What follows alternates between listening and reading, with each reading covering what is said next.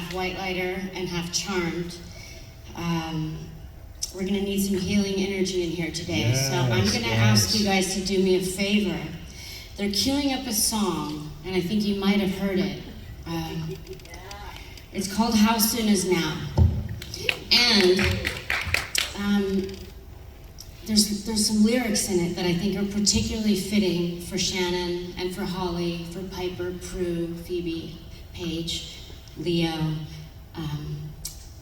Wyatt, everybody involved in the show, and you guys, which is, I am human and I need to be loved, just like everybody else does. And at the end of the day, that is what we have. And at the end of the day, that is what our dear Shannen meant to us, what Prue meant to all of you, and to so many out there. And it is my great honor to let you know that she was as brave and as badass as she seemed, and you know this. And there are so few heroes that are on the public stage that are real. And to come from an industry and basically be born into an industry as Shannen Doherty was, where it's heavily relies on looks, it heavily relies on image, and for her to shed all of that and be like, you know what? I know you at home suffering feel like you are the only one in the world with this, with whatever we have that we're suffering. And guess what? I'm gonna reach out through this screen and we're gonna be together. And we are united and we are not separated. And that to me is the true meaning of sisterhood. Sister to brother, brother to sister. And it's truly what Shannen was and what she meant, and how much she cared for and loved all of you, and how much she loved coming to these and meeting all of you. And I so desperately wish she could have been here. But she is here, and I think we can all feel her.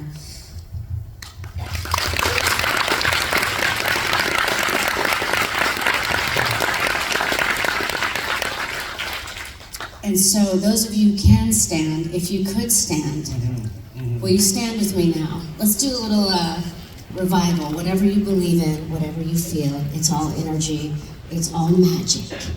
So do me a favor, okay? Even if your phones are up, okay? Raise your hands in the air. Look up to the ceiling. We miss you, Shannen. Thank you. We pray for you, we honor you, and we are with you. And I know that every single one of you that she met along this journey, she's holding you now. So we feel you, we honor you, we love you. And in lieu of a video montage, we have all of us together, holding space for each other, and holding space for Holly and all of those who love Shannen so dearly, that are grieving and are hurting at this very moment. But we're here to celebrate and shine a light and heal together. And we're here, and that's all right. And we love each other, and we love you, Prue. We love you, Charmed Magic. We love you, Charmed Family, forever. Thank you so much.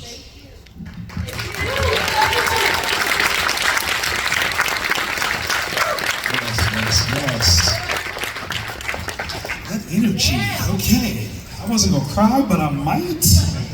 Oh my goodness. I was told there'd be a video montage, and there's not. And so that was not planned, and I'm sorry I'm wonky, and I'm not no apologies. A pro with this. No. What that was authentic from the heart.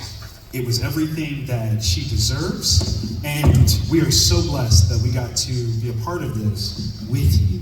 That sets the stage for what I first wanted to talk about, which is sisterhood. What a perfect embodiment of it. What does the term sisterhood mean to you now, even before everything else?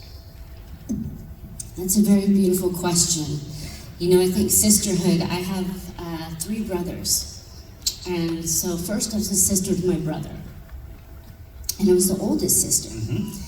And in this lifetime, how unique to go from my own family, where I also had 4 sisters, big family, to then playing the youngest sister. Right. And Holly and I last weekend were talking about how she was an only child, and then she was the middle child. Sorry, yes. And then she was the eldest. Right. that in this life we got to have all these unique birth order experiences. And what sisterhood means to me is just no matter what, you're there. Even if you don't like each other, you're there. Even if, like, in that moment, you know, when I fell on top of my sister's, she was on the bottom bunk. And it was my first Thanksgiving in the US, and I'd eaten too much pumpkin pie, which I'd never had before. Italy doesn't do Thanksgiving, you see. And I threw it up all over her face. And I still remember her little hands. And she still loves me. That's right, that's right. So there's one form of sisterhood, but Absolutely. there's many forms. There's sisterhood in being a good human, being a volunteer, being there for others, being there for each other in a real and unique way. And getting to go on tour with Shannen. And after all of we would laugh about how our lives were this parallel, strange. Of course. Like, we first met, literally caused a car crash. There was a 3-car pileup in front of us. We did a cameo in a movie together. Where? In nowhere. Exacto. And it was that, I mean, what a cataclysmic event, that Right. our long journey together, even when we weren't in each other's lives exactly, but we always were. Because I was asked about her for years, and we were pitted against each other. And what I love about her, and we never rose to the bait. We were like, no, absolutely not. And to me, that is sisterhood. The bonds of, like, that is actually real. Like, if feminism can be real, that is real. And that was on. She was fucking badass. Come on, y'all, make some noise for that. Absolutely. Hearing you speak about this parallel path that y'all were on makes me so believe in the magic that was established with Charmed. It's bringing it to reality, where you see how life functions in this magical sort of way. In your career, what are some of your favorite magical moments?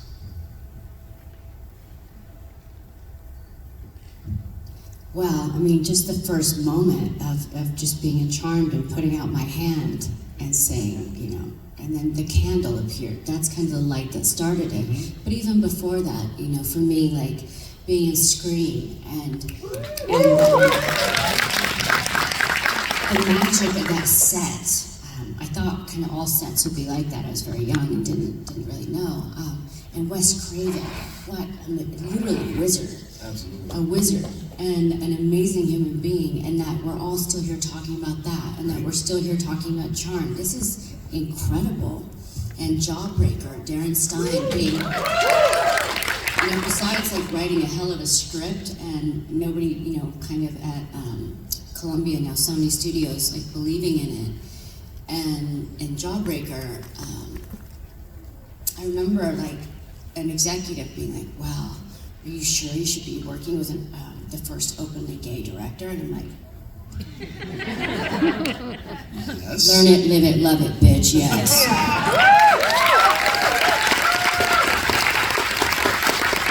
And I was like, he's just a director, who with an amazing vision, who obviously has a unique experience that is making this unique movie. Let's go. Let's do this. And we're still talking about that. In fact, I was just in Germany a couple weeks ago giving a speech, and I was told by a young man I met there that Jawbreaker is their Easter Sunday movie. Every Easter, that's what they play. I was like, This explains a lot about Germans. But it made me very happy too. I was like, okay, interesting window into the psyche, yes. I love that. I love that. You are so iconic in so many different ways, even in how you stand up for the culture within Hollywood, standing up for yourself. When it comes to that presentation, is it something that you feel a responsibility that you're teaching those people that are coming after you for how to stand up for themselves?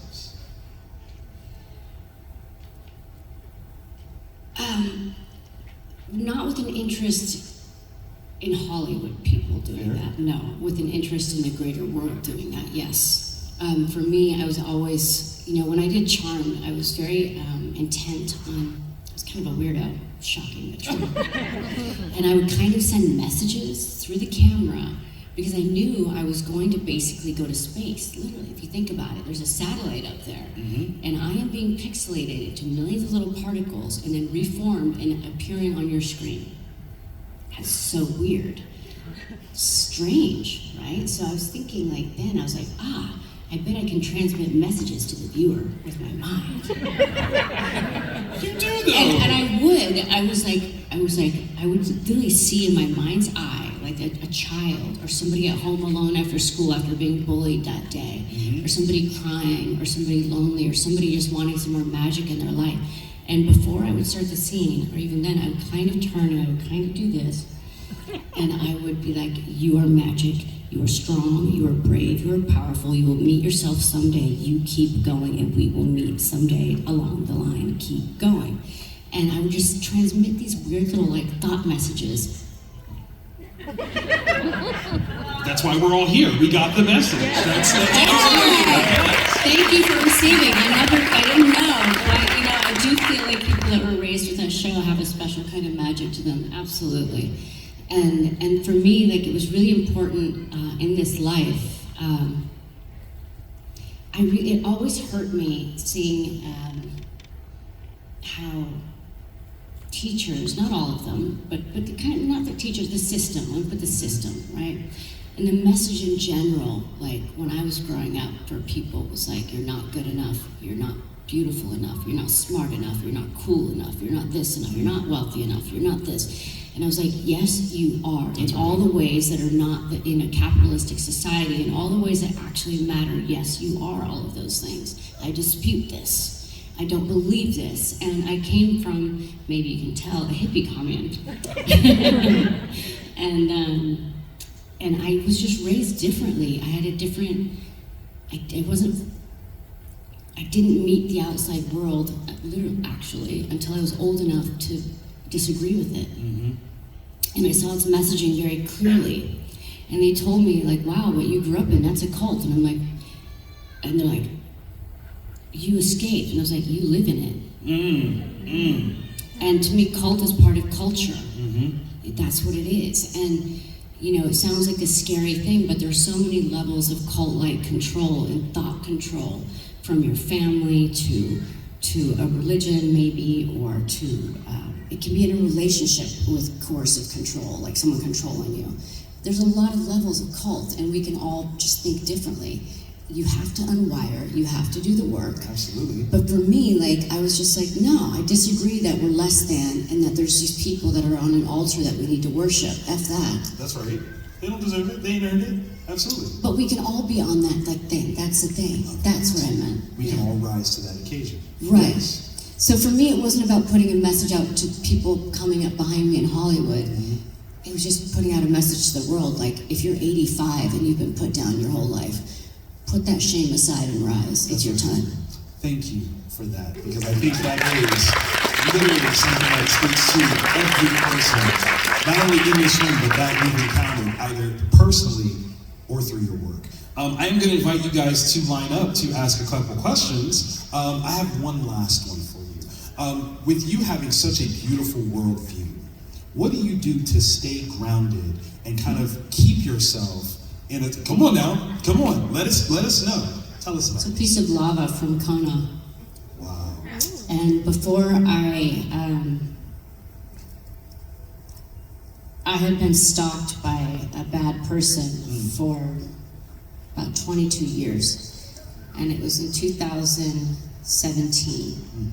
And I had been writing my book, Brave, for a couple of years, which had really not much to do with the stalker, but they made it seem like as if it was. Stalkers are total narcissists and so dull. They're so boring. I'm like, really? Really? Right? So there's all these people trying to kill me and stuff while writing this book, which had nothing. I was like literally telling stories about like breaking into my mom's house through the cat flap. Dog flap, Tatum's in the future. Hey.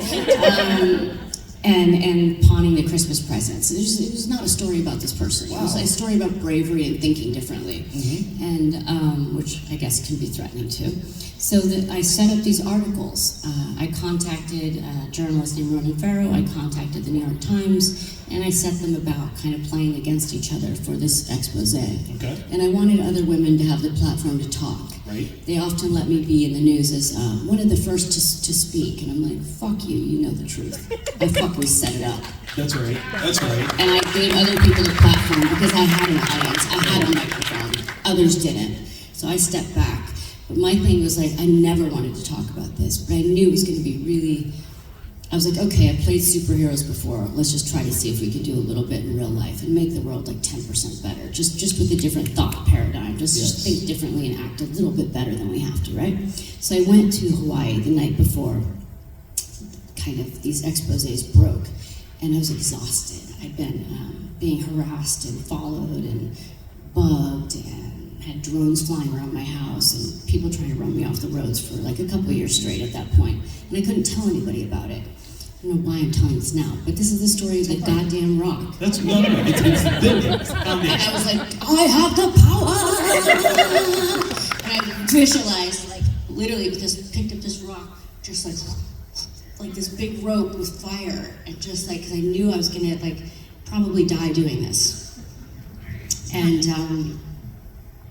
I'm gonna go put this rock back when I don't need it anymore and return it to where it belongs. But for now, I need a little protection, and I think we can all use that. So Yes. thanks for indulging in my story. Keep your rock with you. That's wonderful. That is beautiful. I love it. I love it. Let's go ahead and line up here. Hello, friend. How are we? I'm good. How are you? Hello. I have a question about the screen. I know you're here for Charm, but I have a screen question. What was your favorite scene to film in the screen?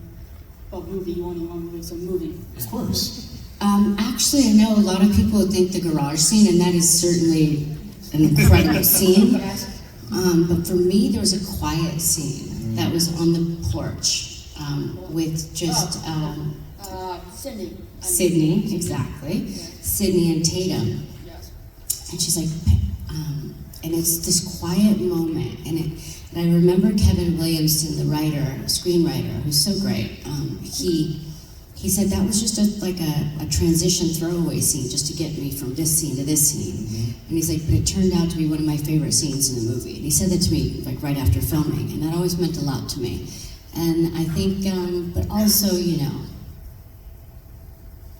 let's go, Ghostface. It's on. That's a good one. Thank you. Hello. Hello, I'm Matthew. Can I film this? You said it was cool, right? Yeah? Holy crap. Okay. It's your moment, Matthew. Come on. Rehearsal is key, everyone. It's all good. Hey, Rose. Hey, man. I'm gonna ask you if you have like a funny anecdote about traveling with Shannen, but if you don't, like, it's cool. I have a charm question as a backup. No, I love that, and I want to acknowledge that it's very strange, well, you know, unique to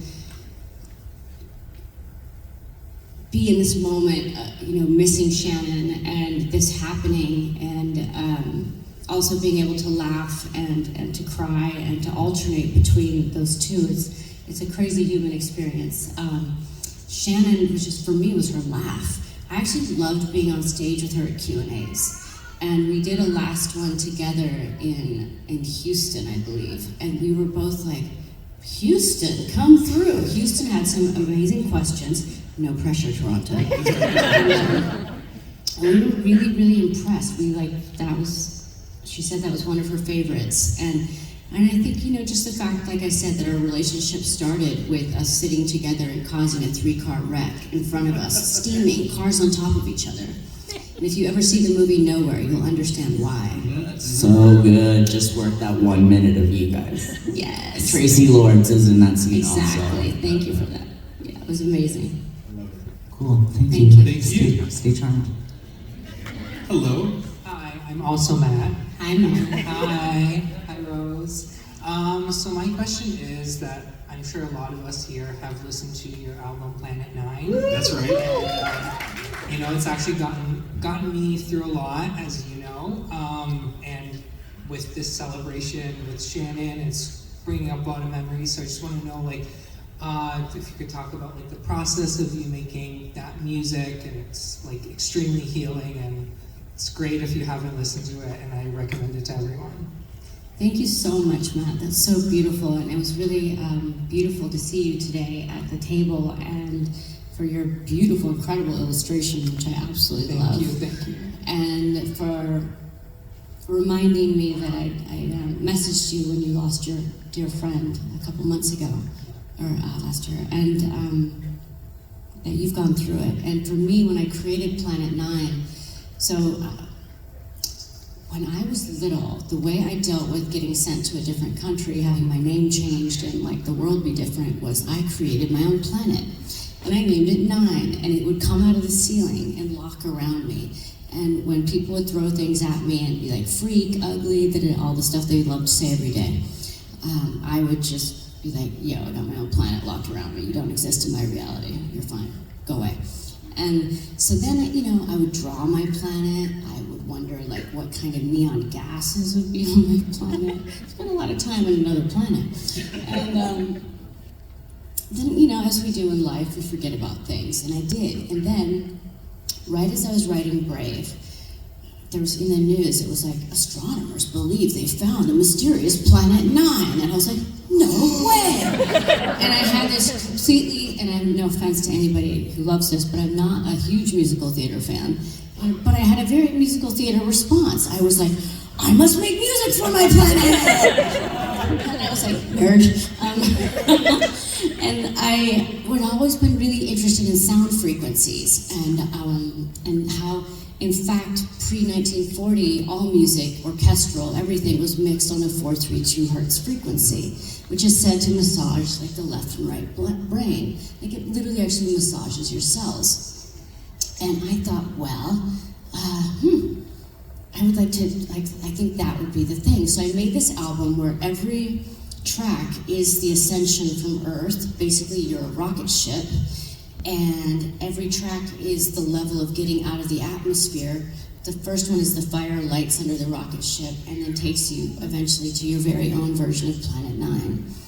And so it's called Planet 9, and it goes with my book, and I did it simultaneously.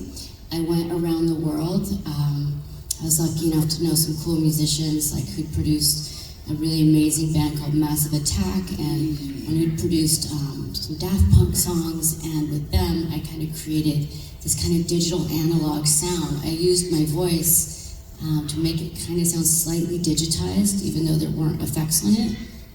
And one of the tracks was, I started it with my favorite movie, Blade Runner. Blade Runner dialogue, like, That's awesome. yeah, it was like, The music or? no, it starts with the spoken word. I've seen things you people can't imagine. Attack ships on fire off the shoulder of Orion. I watch sea beams glitter in the dark, and all these moments would be lost in time, like tears in rain. Time to die.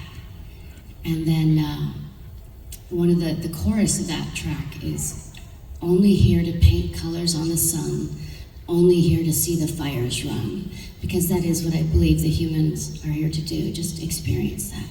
Yeah. Make some Thank you. noise, y'all. And I recommend listening, honestly, on YouTube music, because it's higher sound quality than Spotify. Fair. And with headphones, it's like a 38-minute meditation. I guarantee you will feel physically and mentally different after. It's pretty dope. Throwing it on tonight. Hello. Hello, my name is Ian, and if you can't tell from the accent, I'm from the Caribbean.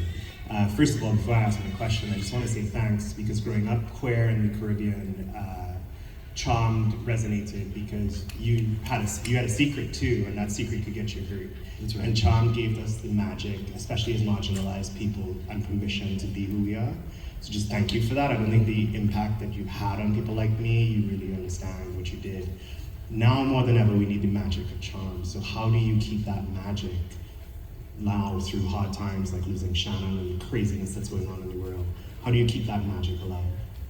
with every single one of you right here today. With your question, with you passing it on to your kids or your neighbors or your friends, and keeping that love alive, and also knowing just really, like, it's important. It was important to have been there in your life, for me, for Shannen, for Holly, for all of us. And I think just starting with the knowing that you're magic, that you have that inside of you, and that we all have a secret, something that makes us feel different than the outside world. And when we realize that if each of us have a secret, not a bad one, hopefully, but that, and we do things not for personal gain, but to make the world a slightly better place. And that we can go and just sprinkle a little magic dust wherever we go. Whether that's just a smile to someone who looks sad, or doing something without the anticipation of getting something in return. A lot of people are into manifestation, that's cool, but a lot of it seems very about getting something in return. Physical objects, certain houses, lifestyle, things like that. And I think actually it would be cooler to do it like, I would like to have the cashiers back at the grocery stores. Come on. And like, people to smile at you after you've been in a long line. You know, I would like to have someone at the airport that's nice. I would like, maybe even the DMV on the flip side. Oh, big ask. But bless you for making it from the Caribbean. I live in the Mexican Caribbean, and it's amazing vibes, and it stays in your body forever. So, Thank you for glad the for magic. magic. Thank you.